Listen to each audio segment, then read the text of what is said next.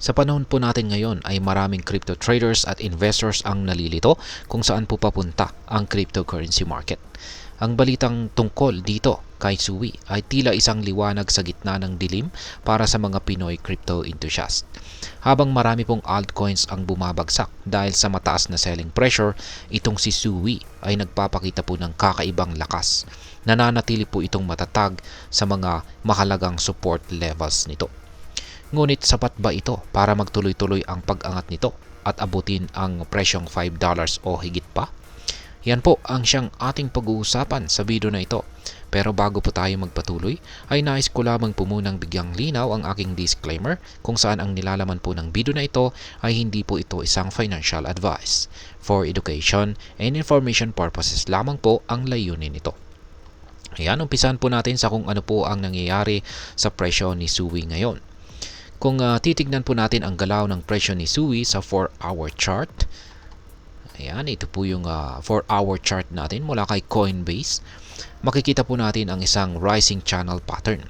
Yan po yung dalawang kulay blue na linya.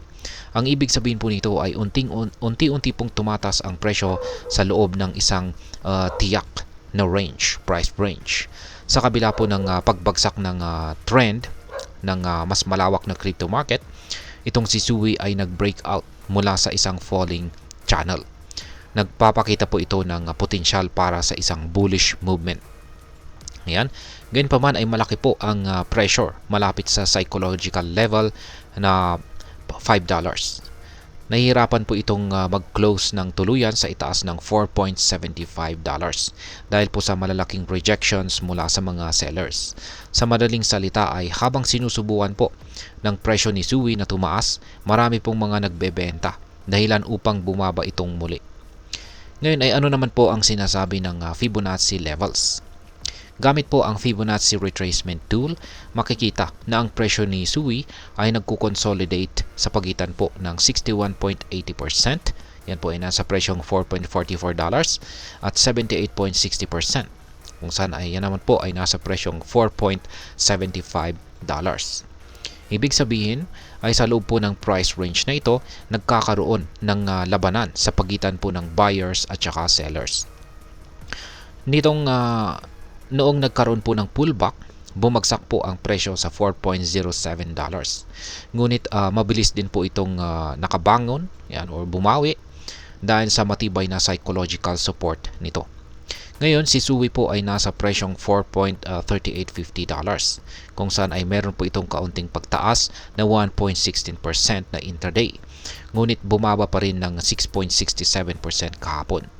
Sa kabila po nito ay pinapakita ng Fibonacci analysis na posibleng bumalik ang presyo ni Sui sa $4.50 at yan ay kung magtutuloy-tuloy ang kanyang recovery. Ngayon ay ano naman po ang sinasabi ng indicators gaya po ng MACD at saka ang RSI.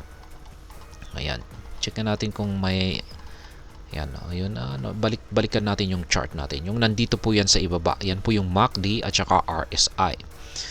Yan, ang mga momentum indicators tulad po ng MACD at saka RSI ay nagbibigay po ng mas malalim na insight sa trend ni Sui. Sa kasalukuyan, ang MACD at saka signal lines ay pababa. Nagpapakita po ito ng patuloy na bearish momentum. Bukod dito, ang RSI naman ay papalapit na sa oversold boundary na nangangahulugang marami na ang nagbebenta kaysa sa bumibili. Yan, or mas marami ang sellers kaysa sa mga buyers. Ngayon ay ano po ang maaring mangyari sa presyo ni Sui? Base po sa trend-based Fibonacci analysis, ang posibleng mangyari po rito ay magkaroon ng bullish reversal or bearish decline. Yan, dito po sa bullish reversal, yan ay kung magtutuloy-tuloy ang recovery, ay maaari pong umabot si Sui sa presyong $5.24 bago po matapos ang taong 2024. Ito po ay posible kung siya ay magkaroon ng breakout or magkaroon ng breakout ang presyo sa kasalukuyang resistance level nito at magbago po ang market sentiment. Yan, sa bearish decline naman po or pagbagsak, ay mangyayari po ito kung magpatuloy ang selling pressure. Babagsak po ang presyo sa 38.20% ng Fibonacci level. Yan po ay sa presyong $3.9459 na siyang magiging sunod na support line.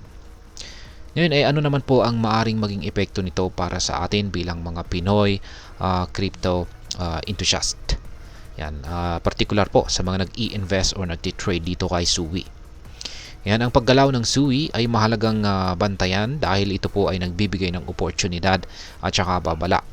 Sa mga naghahanap po ng short-term trading gains, ang breakout po sa $5 na price level ay maaari pong magbigay ito ng malaking kita.